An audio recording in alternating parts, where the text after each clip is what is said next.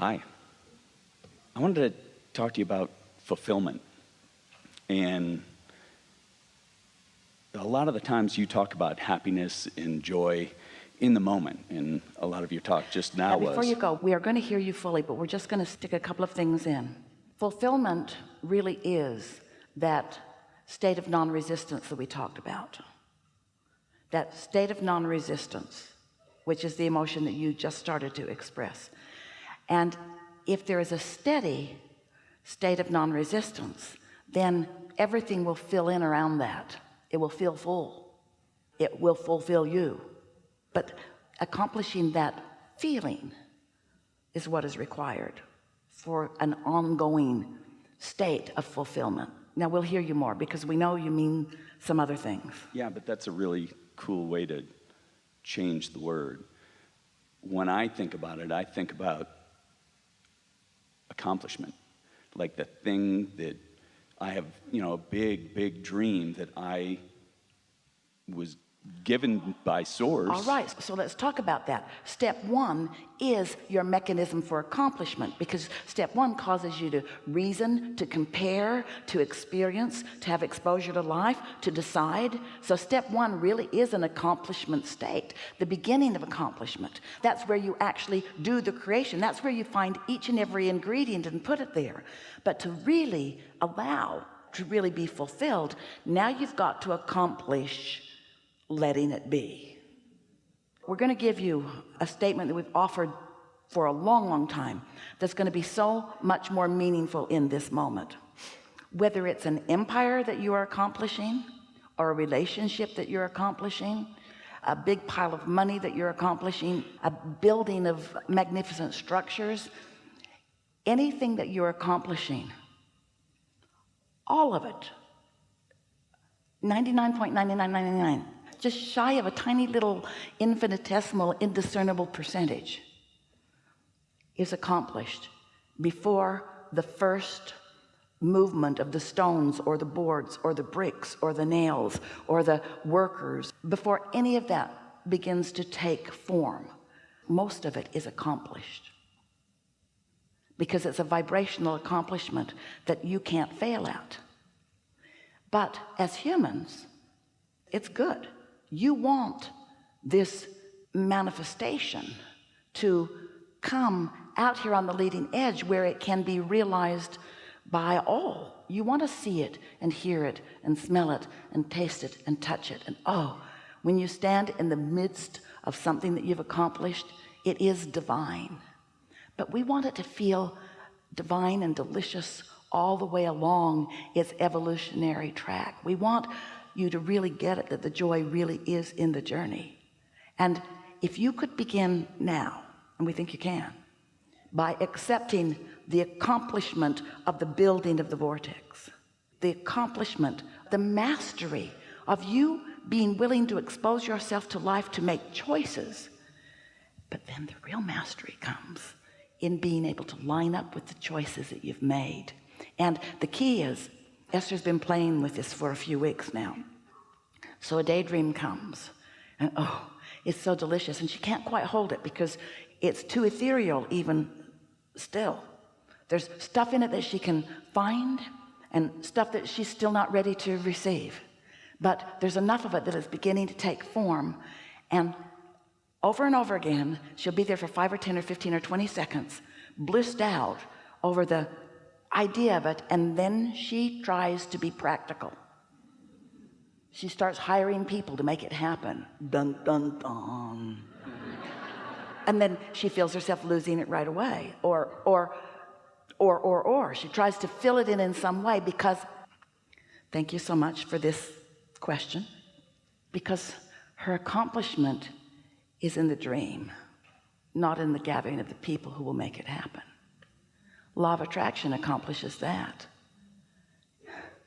You see what we're getting at? If you can accept that your accomplishment is the sifting and the sorting and the deciding, and then your accomplishing is in the finding the thing that feels good and following the path of least resistance, and then your accomplishment is following the train of the thoughts, and yes, following the impulse, and yes, hiring the people, but don't want to be so practical.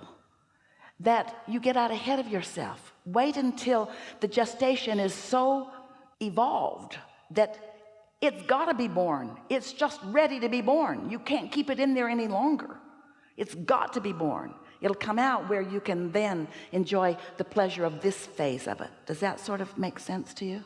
What piece did you get that matters the most? It's the accomplishment of the creation of the vortex. That's what we want you specifically to focus on for a little while. We want the accomplishment of the vortex, even though you can't see the details of what those ingredients are going to mean. It would be like having a well-stocked kitchen and no cookbook. Well, the daydream of it is the easiest part to manifest. The joy of talking about it in the air and not bringing it into the physical is super easy, and you can move it around. It can fly all over the place, Well, and you can make it anything you want. Then you've got this. You just said in very real terms what we want everyone to know.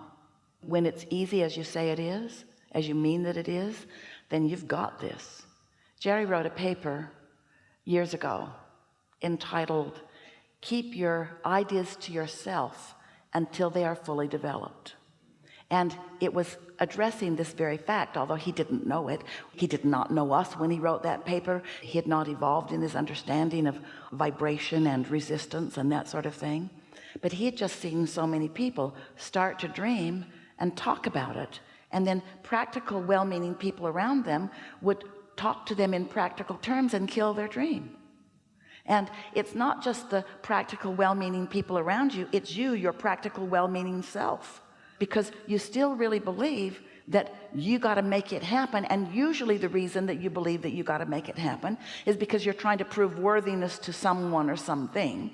You're wanting to stand out in some way, where if you are satisfied with that dreaming state, it was like, and Esther's like this too, you were willing to experience the daydream for what it would accomplish. And we want you to accept that the daydream is the accomplishment. The daydream is the creation. If you can capture this, and then we'll take a segment of refreshment. If you can capture this, you'll be well along the way to understanding the mastery of creation. So accept that the vortex exists and that it's full of ingredients, and that these ingredients are pure positive energy, that there's no resistance within them, that there's belief in them, that there's knowing within them, and that the cooperative components among them are happening. And so it is the basis of all creation for you. Just focus there for just a little bit. And now put yourself in a place where you are so not worried about anything, so blissed out, that these ingredients can be realized by you, some little piece of it. If you can hear that your daydreams, those delicious, good-feeling daydreams, are born out of this vortex, and that every time you get one, it's a sign to you that you are non-resistant, that you are experiencing the mastery of creation. And here's the comparative word, that you have tapped into the energy that creates worlds, that there is power in that. And here it is. You don't in that moment try to turn that power into some practical means for yourself. You don't try to direct it right away, because it will direct you. This is a calling that you will receive. This is what inspiration is, you see. Humans don't like that because they want to lead for the reward. They want to lead for the comparison. They want to lead for the mark on the chart. But we want you to understand you already led through your step one. You led through your synthesizing of life. You led by sifting and sorting. You step one to yourself. You did all of the justifying that you ever needed to do in step one. Now it's time for you to chill and let your knowledge of your perfect worthiness take it from there. And is there ever a time where, when you get that inspired action step, then you'll want to act, of course. Then you'll want to act. Then you go act. Yes, indeed. What we've noticed with Esther, because she's the only one we've really been playing with in this way, in this steady, significant way, is that... Well, I'm open to the opportunity. Well, we're giving you everything we've got. Is that she is fighting, and that's not really the state of being that we want her to be in, but she's fighting the urge to be practical because she so wants to jump into action. In other words, a nice man holds up a sign, hire me. So she wants to. He might suck. There's someone who says, hire me. And so sometimes somebody tuned in, felt pretty good, so they'll jump right into that when there may be more things in the vortex. You see what we're getting at? So she's fighting the urge. She'll buy a car because the salesman wants to sell it. Felt like a good idea. The impulse was strong. So it isn't until you have allowed your vortex to really evolve and you've become familiar with what's there that you can tell when it's really time to act and when it's not. And how do you learn that? By acting and then seeing the results. But after a little while, you see, you all are resistant to the idea of good just coming to you because you already deserve it. But that's how it's supposed to work. Good is supposed to come to you because you already deserve it. But you've been comparing yourself to others, and so you want to prove your worthiness. And with every effort you make to prove your worthiness, you block the good that would come if you weren't working so hard to prove your worthiness. Your effort slows things down. Your sacrifice slows things down. So then you become maybe the best at the mediocre. Maybe you become the best of the sacrificers, or the best of the efforters, or the best of the strugglers. But there's a whole other world of abundance that you're preventing yourself from experiencing because you're not yet willing to acknowledge the goodness of who you are and the love that Source has for you and the perfection of your vortex. And you're not yet willing to allow yourself the readiness to receive from that vortex. We think this is a really good time for a segment of refreshment.